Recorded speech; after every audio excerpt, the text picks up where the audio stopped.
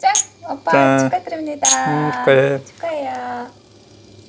Мах шарсан чинь Солонгос дахь нөгөө хоёулагийн анх танилцж байгаа санагдчихлаа. Санжин ничээ тэрэг. Хоёлаа.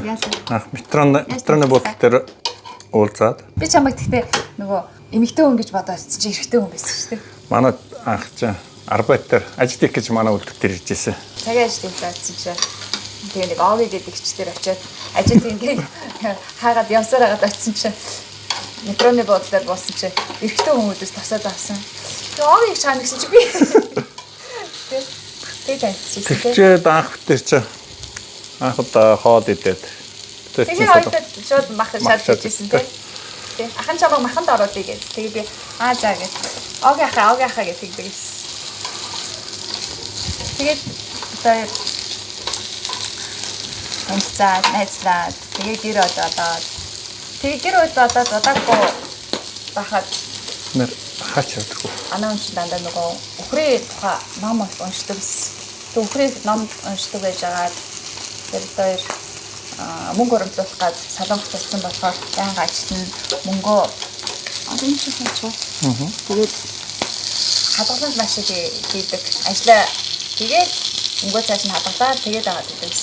Тэгээд би сургуультай явна, ажлаа хийн. Манай хүн зөвхөн үйлдвэртэй ажиллана. Тэгээд 18 он мөртч битэр чи 17 он шүү дээ. 17 он хүртэл мөнгөөрөө 2007 он танилцаад тэгээ нийлээ. Тэгээ 2018 онд 17 онд хүү гараад тэгээ 17 онд хүү гарсны дараа хүүгээ Монгол цэцэрлэгт явуулъя, Монгол нь өсгөе, Монгол яс цааштай Монгол хүн болгоё. Энэ нь Солонгосоор яриад байгаа болохоор ч тийм. Хүүгээ аваад одоо нутагтаа буцъя гэж. Тэгэхэд чи яг нөгөө хүүний хадгаламжийн хүү чинь бас нөгөө 9% рүү унтсан байсан тий. 17 он ч үгүй хайг байсан маа. 15% байсан баг шүү. Тэгээ хүүгээ гарсны дараахаа ер нь бол одоо ингээ унтахгүй 1-2 жилийн дараа буцъя. Тэгээ хоёулаа буцаад юу их вэ тий? Монголдо очиод юу их вэ? Тэгээд нэг юу ч танаа тооны дээр нэг Батгс захирлын контент компани фирми Батгс захирлын танаа тооны бичлэгийг 2018 онд YouTube-с олж үзчихсэн тий. Тэгэл тэр чи ер нь Монголдо очиж нэг ийм Солонгос ч нэг угаасаа нэг 7-аас 10 сая төгрөг хурааж байгаа юм чи Монголдо очиод энэ мөнгийг хураа гээл. Тэгэл судалж ирсэн дээ.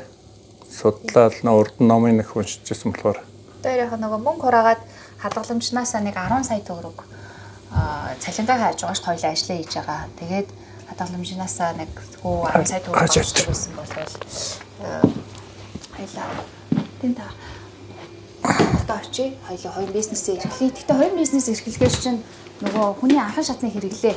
Анхан шатны хэрэглээ чинь хүнсний бүтээгдэхүүн л байна. Идэж уух. Хүн идэж уухад юм хоёлаа. Тэгээ идэж уух юмас чинь хүнсний бүтээгдэхүүнээс юу байх юм бэ гэхээр мах, сүү, гурил, хүнсний ногоо. Тэгээ энэ дөрвөн төрлийн стратегийн дөрвөн төрлийн хүнсийг хоёлоо судалсан тий. Тэгээд Монгол улсад чинь мах, гурил, ногоо чинь маш өрсөлдөө ихтэй. Дээрээс нь одоо доктортой орлого нөгөө доктортой бус. Тэгээд улирлын чанартай. Тий, улирлын чанартай тий орлого. Тэр чинь бид хоёр байнгын 12 сар байнгын тогтмол олдог юм.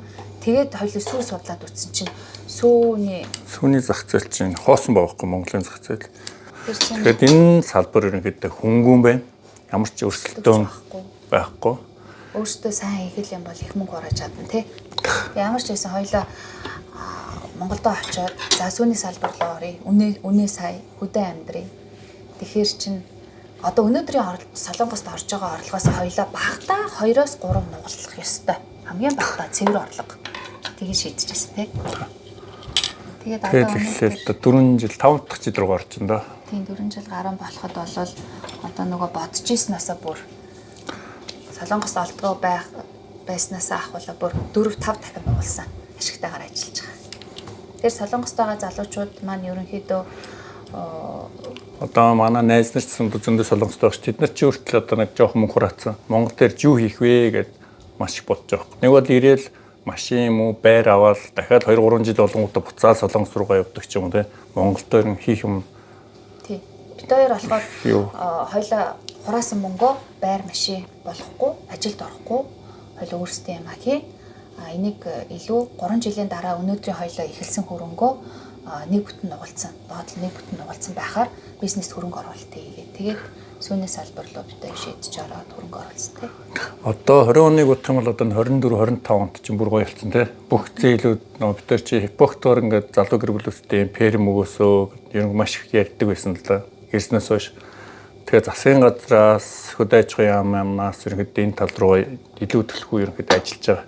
Тийм нэг ковид одоо 3%-аас тий 3% 6%-аас ахуулаад ерөнхийдөө зээлнүүд ерөнхийдөө өхрийн зээл, фермийн зээлүүд ч ерөнхийдөө улам л гоё болж байгаа л да.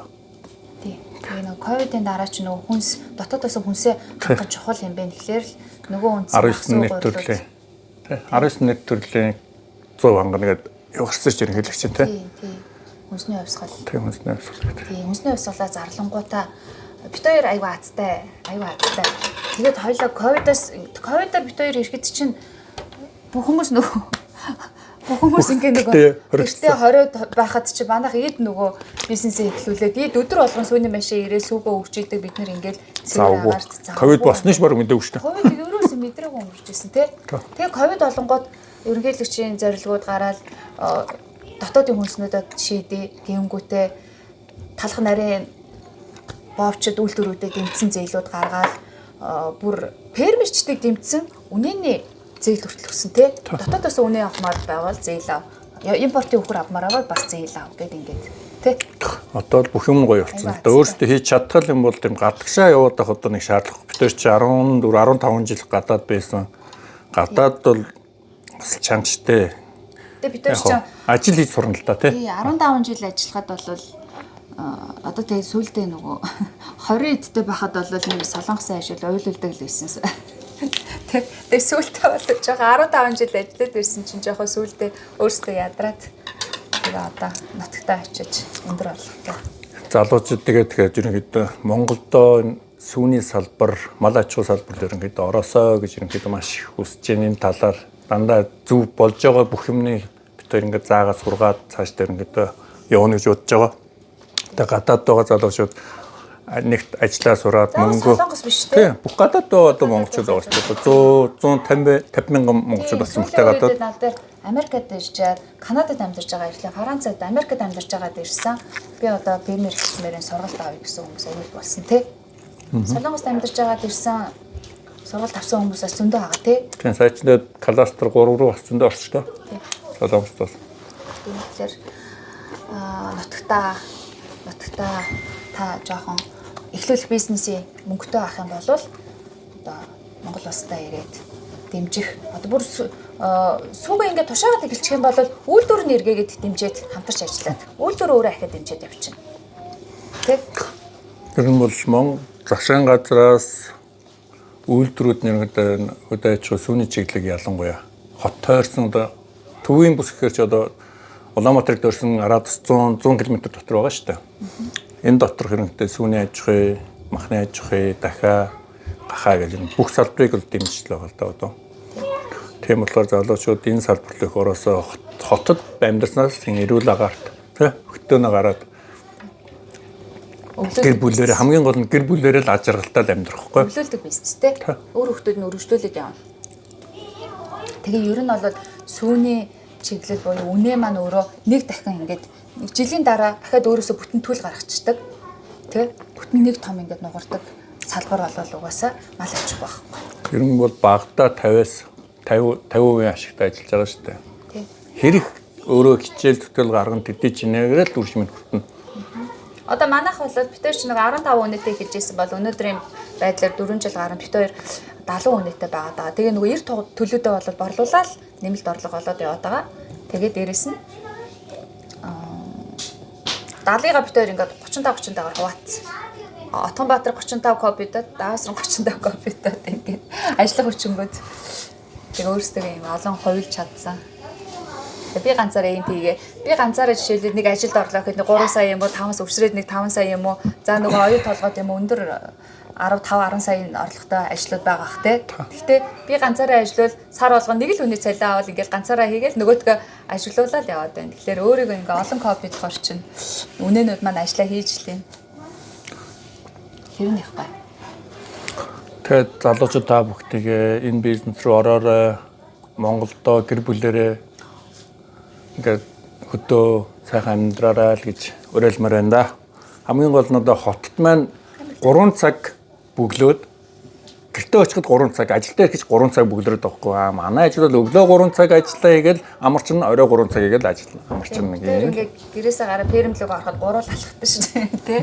3 алхахад фермлөг орчтой. Тэгээд бодлоо 3 цаг бөглөрж гэртээ очисон дээр нь 3 цаг ажиллаад амарсан дээр байна уу? Тэгээд бид нар заагаад өг. Тэ бид нарыг ингээд дагаа сураад яв. Бид нар хийсэн алдааг та бүхэн алдахгүй байх боломжтой. Бид нар ингээд заагаа сургаад дагаа явчин. Тэгээ монголчууд чинь угаасаа нөгөө малч ухаантай, гүйлгээ ухаан өндөртэй шүү дээ. Аюу хурдан сурдаг. Гадаад очихоор сайн ажиллаад байдаг. Монголд ажиллаж болохгүй нэг. Тий. Амархан сурдаг байхгүй. Жилийн дараа юм уу? Жил ингээл хийхэд бол та бүхэн бодвол жирэн бол орчин тэ. Орчин дээрээс нь тэгээ бидраас илүү болоод ингээд бидраас давуулаад ингээ хийгээд явах хэрэгтэй байхгүй тий. Миний ингээд харснаар Солонгос ч юм бол 12 цаг тогтмонд ажиллаж байгаа шүү дээ. Ажиллангаа амардаг ажил хүмүүдээ Солонгос гадаад ажиллахаар Монгол дээрээ одоо ингээд ажиллахаар амрангаа ажиллаад байгаа юм уу? Тэ. Дуртай өөрөө ингээд зохиогоод ажил хийж байгаа шүү дээ. Өнөөдөр амарнаа хийхгүй гэдэг ч юм уу те. Яаралтай ажлыг бол хойшлуулахгүйгээр дор нь хийн. Хойшлуулж болохоор ажлуудыг бол тэгэл амрангаа ажиллаад тэгэхээр аз жаргалтай гоё л байна л да. Өндөр орлоготой. Солонгос ажилласнаас илүү Монголдо илүү их орлого болж байгаа болохоор тэгээд бүх юм бол сайхан болж байна. Тэгээ өдрөөс өдөрт нэг үнц нэмэгдээд өдрөөс өдөрт хөрөнгө чинь бий болоод өдрөөс өдөрт өсөж явдаг л. Тэгэхээр ихэд ингээд үл хөдлөх нь өсөж байна. Өхрүүдэн жил бол өснө. Сүүн жилиг тусам өснө. Маш алсын хараатай бизнес л те. Одоо бүр ингээд Монголын дотоодын шингээс үгээ дотоодоос 100% хангацлаа. Пермүүд маш их боллоо. Сүүгээ хангацлаа гэж бодоод эн чинь цаашаа ахаад сүү маань хөөрөөс болоод.